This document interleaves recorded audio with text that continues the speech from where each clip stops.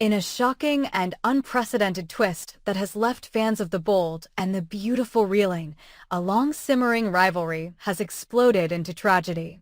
What began as a passionate love triangle between Ridge Forrester, Brooke Logan, and Taylor Hayes has now culminated in a fatal altercation that changes the landscape of the show forever. In a storyline packed with emotional volatility, unresolved tension, and irreversible consequences, Brooke Logan now finds herself at the center of a murder investigation, and the Forrester family is on the brink of collapse. The chaos erupted after weeks of emotional strain surrounding Ridge's indecisiveness between two women he has loved for decades. Ridge, once again caught in the throes of his eternal conflict between Brooke and Taylor, had recently proposed to Taylor. Their wedding plans were underway, but the ceremony kept getting delayed, and as time wore on, Taylor began to sense that Ridge's heart wasn't fully committed. The memories of past betrayals lingered like shadows, and Taylor grew increasingly anxious that Brooke's influence was once again creeping back into Ridge's heart. Despite her attempts to brush off her concerns, Taylor could not ignore the signs, the subtle glances, the hesitant words, the hesitation in Ridge's voice whenever her name came up. Brooke had not left his heart, and Taylor knew it. The tension reached its peak on a stormy afternoon when Taylor, unable to remain silent any longer, marched to Brooke's estate with a singular goal: to confront her rival and end this emotional tug-of-war once and for all. Taylor demanded that Brooke respect the boundaries of her engagement to Ridge and accused her of continuing to manipulate him with nostalgia, guilt, and emotional seduction. Brooke, already on edge, stood her ground. She firmly reminded Taylor that Ridge's heart has always been with her and that he would return to her because of love, not manipulation. Taylor's voice rose. Brooke's patience thinned. Their words escalated from pointed to personal. Taylor, desperate and emotional, warned Brooke that she would never allow Ridge to be taken from her again. Brooke, in turn, vowed that she would never let Ridge go, not this time, not when he was so close to coming back to her. The argument ignited like dry timber near flame, and then came the first slap. Brooke slapped Taylor across the face, a reflexive outburst fueled by years of resentment, pain, and rivalry. Taylor, in shock, retaliated. The two women, both powerful in their own right, both devastated by love, began to struggle, first with words, then with hands. The shouting turned into a full-blown physical altercation. Vases shattered. Furniture toppled. Brooke screamed for Taylor to leave her house, but Taylor lunged toward her, continuing to push. In a moment of pure chaos, Brooke reached out for something, anything, to defend herself. Her hand landed on a heavy decorative trophy sitting on the edge of the table. Without thinking, without calculating the outcome, Brooke raised the object and swung it at Taylor's head. The sound of the impact echoed like a gunshot. Taylor collapsed instantly, falling to the hardwood floor with a sickening thud. Blood pooled beneath her head. Her eyes fixed open. Her body motionless. Brooke froze. The adrenaline drained.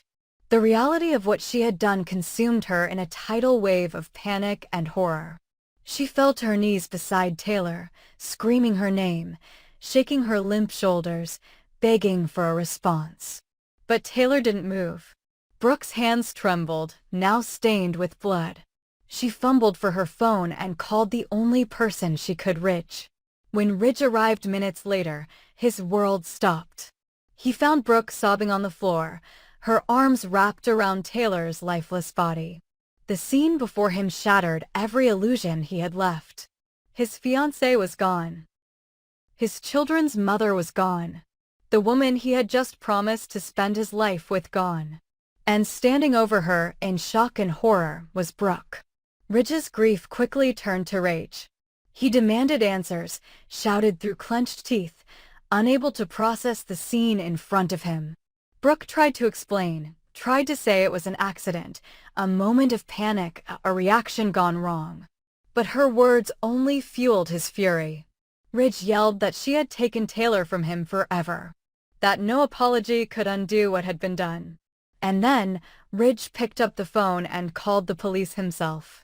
Within minutes, sirens filled the air outside Brooke's estate. Officers arrived, weapons drawn, as they entered a home now marked as a crime scene. Paramedics confirmed what Ridge and Brooke already knew. Taylor Hayes was dead.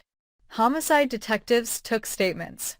Forensics teams began collecting evidence. Brooke, in shock, cooperated fully, her voice trembling, her hands covered in blood she couldn't wash away. As the news spread, Los Angeles stood still. The Forrester family descended into mourning and chaos.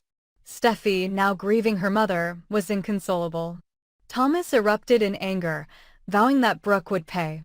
Eric, stunned, tried to keep the family together, but it was clear that this fracture would not heal easily.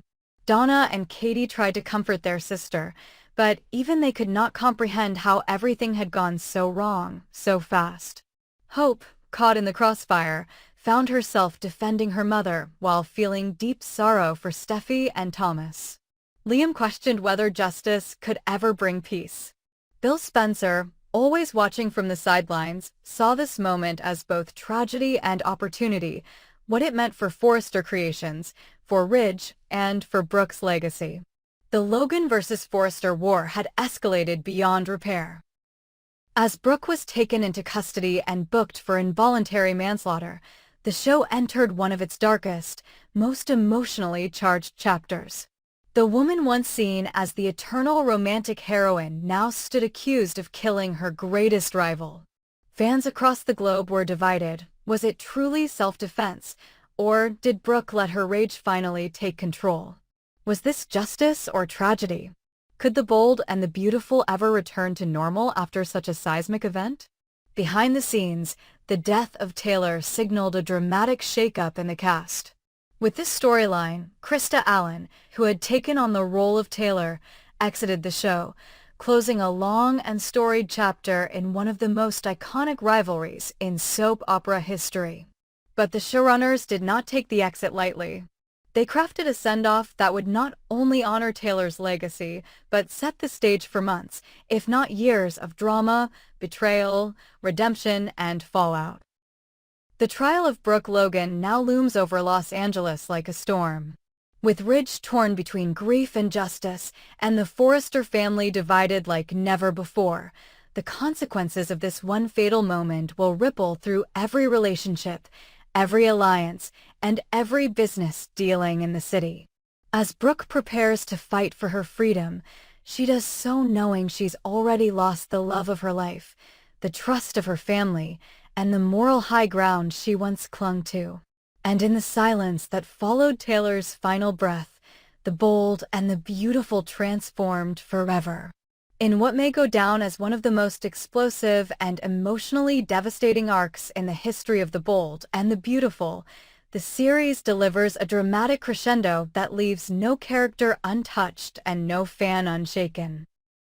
As August comes to a close, the death of Taylor Hayes, the arrest of Brooke Logan, and the emotional collapse of the Forrester and Logan families culminate in a storyline that has shattered decades of tension, rewritten the fabric of the show, and drawn an irreversible line in the sand.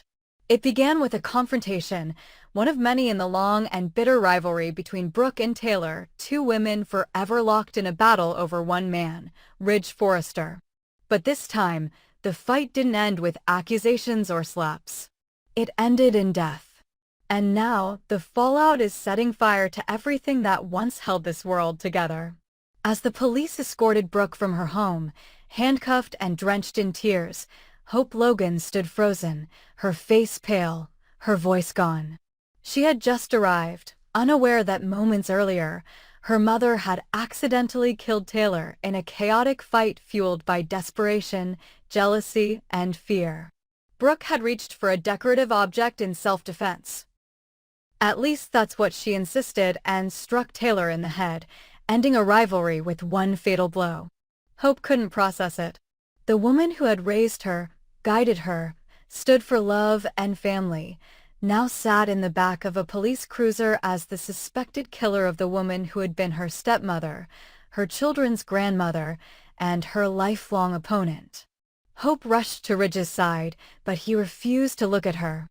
All he saw was Brooke's face, blood on her hands, and his fiancée's lifeless body on the floor. As word of the tragedy spread, the Forrester mansion was plunged into mourning. Taylor's death devastated everyone who had ever crossed her path. Steffi, who was still overseas and unreachable due to the ongoing tragedy in her own life, remained absent, unaware that her world had suffered yet another crushing blow. In her place, Thomas Forrester returned to Los Angeles, stepping off the plane with a heavy heart and a face hardened by grief. When he arrived at the Forrester estate for his mother's memorial, the entire fashion house stood in silence. No words could mask the grief that hung in the air like fog. Thomas stood before the crowd, staring down at the framed photo of Taylor surrounded by roses and black silk. His jaw clenched, his fists tight. His grief quickly gave way to fury. He made no secret of who he blamed, Brooke Logan. With his sister absent and his father paralyzed by heartbreak, Thomas took it upon himself to speak on behalf of the Forrester family. His eulogy began as a tribute to his mother's compassion, strength, and the tireless way she fought for her children. But as his voice shook with rage, the speech turned into a war cry. He accused Brooke, not just of the act, but of decades of torment. He said Brooke had poisoned their family for years, and now she had spilled blood. The guests were visibly shaken. Hope stood near the back, tears streaming down her face, caught between her love for her mother and the truth of what had happened. Eric Forrester struggled to hold his family together, but even his calming presence could not stop the ripple effect. Donna and Katie tried to comfort Hope, but their efforts fell short. Ridge could barely speak. He vanished after the service, unable to face the memories or the accusations. He disappeared from Los Angeles, leaving Forrester Creations in limbo. With Steffi gone, Thomas grieving, and Ridge missing, the leadership of the fashion empire collapsed overnight. Meanwhile, in custody, Brooke refused legal counsel at first. She was numb, replaying the scene in her head over and over. The slap. The screaming. The flash of metal. The thud. She kept whispering that it was an accident, that she didn't mean to, that she loved Ridge. But those words rang hollow in the sterile confines of the jail. When her arraignment date was announced, reporters flooded the courthouse. Paparazzi lined the streets. The Logan family name, once a symbol of glamour and power, was now synonymous with scandal and death. Hope, determined to protect her mother, met with legal teams and begged Ridge to reconsider pressing charges. But Ridge, a man torn in two, refused to back down. His silence was the loudest verdict of all. Ridge's grief had turned cold, and Brooke's apologies no longer reached his heart. In his eyes, the woman he had once called the love of his life had become the reason for his greatest loss. Thomas, sensing an opportunity not just for justice, but for retribution, returned to Forrester Creations and took control. He called emergency board meetings, pushed for changes, and declared that Brooke and anyone connected to her would be banned from the company going forward. Hope was stunned when her fashion line, Hope for the Future, was suspended indefinitely. Thomas claimed it was for business reasons, but everyone knew it was personal. Hope was being punished for her mother's actions, and there was nothing she could do to stop it. At Spencer Publications, Bill watched the chaos unfold with his usual mix of curiosity and opportunism. He saw a fractured Forrester family, a public scandal, and a power vacuum. He reached out to Ridge quietly, offering support and resources. Whether his motives were pure or strategic remained unclear, but the game board was shifting and Bill always played to win.